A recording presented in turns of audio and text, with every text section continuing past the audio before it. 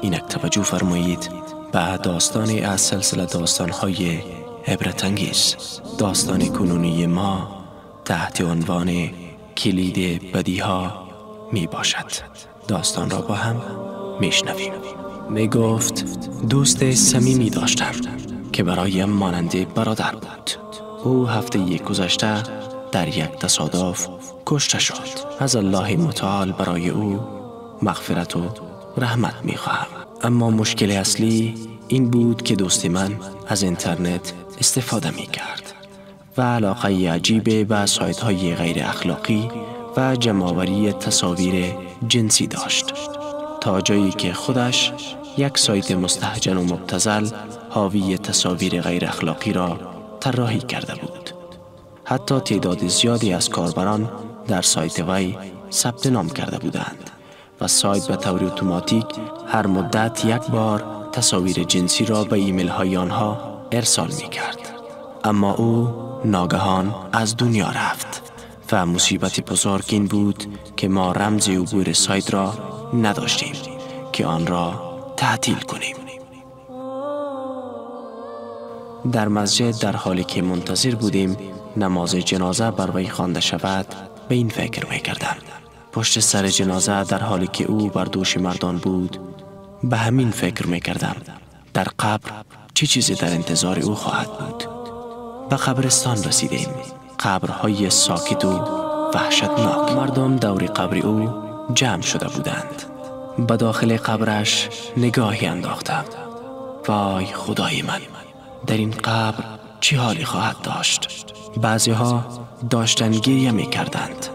با خودم گفتم آیا گریه اینها سودی برای او خواهد داشت؟ دفنش کردیم و سپس رهایش کردیم و برگشتیم. مادرش در خواب دیده بود که کودکانی بر قبر او ادرار می کنند.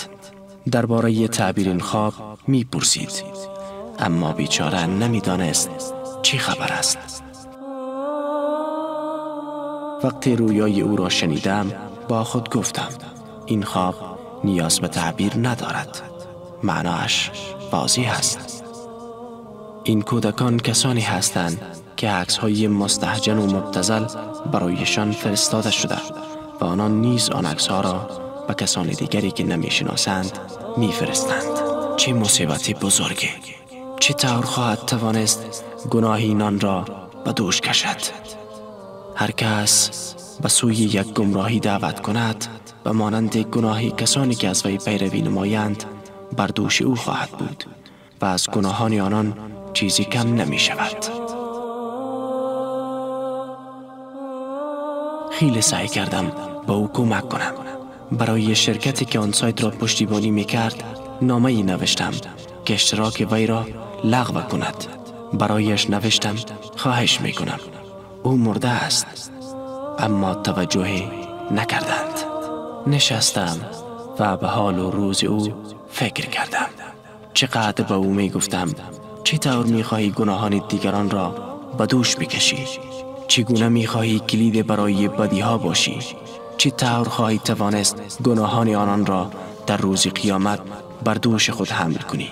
اما او به سخن من اهمیتی نمی داد. فکر می کرد جوان است و می خواهد خوش بگذراند و این کارهایش فقط برای تفریح است. پناه بر الله، چه جوانان و دخترانی که با دیدن تصاویر مستهجن و مبتذل او رو به فحشا آوردند. او مرد، اما روز قیامت درباره هر نگاهی که با آن تصاویر کرده است و از هر نگاهی که دیگران به تصاویر او کرده اند و هر فحشایی که به سبب آن رخ داده و همه تصاویری که دیگران توسط او منتشر کرده اند مورد پرسش قرار خواهد گرفت. نمیدانم تا کی باید گناهان دیگران را تحمل کند، اما امیدوارم الله از او درگذرد. بله دوستان عزیز، این شخص مرد، اما از خود گناهی را به جا گذاشت که معلوم نیست تا چه وقت ادامه خواهد داشت و چقدر انسانهای دیگر با دیدن اینها گناهکار و گمراه خواهند شد و به سبب این عمل رو به فحشا و زنا بیاورند. از الله متعال می خواهیم که برای من توفیق توبه بدهد تا از آنچه که کرده ایم توبه بکنیم و دست بردار شویم، مبادا مانند این شخص شویم که بعد از مردنش هم گناهان به نامه اعمال او افزوده می شود. خداوند بیامرزد مرا، شما را و همه مسلمانان را. پایان داستان.